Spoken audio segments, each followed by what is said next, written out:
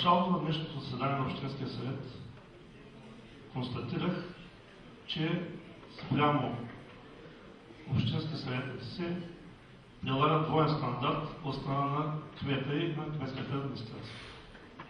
Веднага ще се аргументирам защо. За разлика от колегата Григоров, който благодари за отговорите на питанията, които е направил на пленарната сесия, аз не получих отговор на питането към господин кмета относно въпрос, който отново ще сведа на вашето внимание.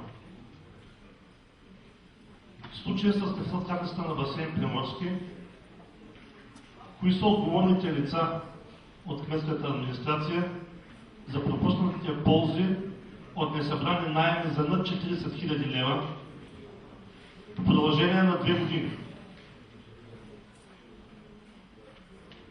Каква административно събрана отговорност ще понесат, ако не е наказателна?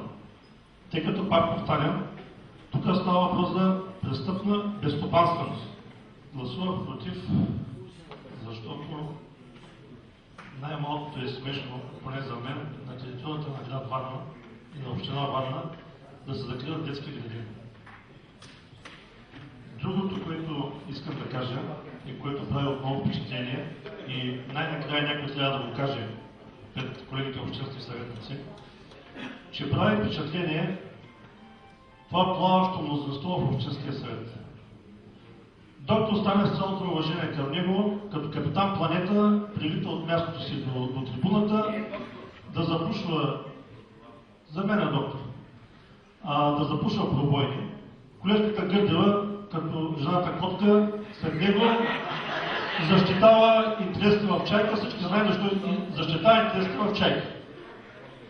Призовавам гражданите на град Варна да наблюдават внимателно таблото, което е зад гърба на председателя на Общинския съвет, и да видят това скрито мнозинство, което фигурира в Общинския съвет.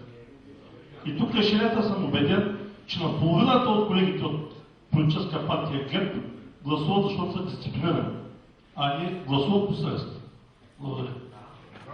Благодаря. Квалификации, кой как гласува.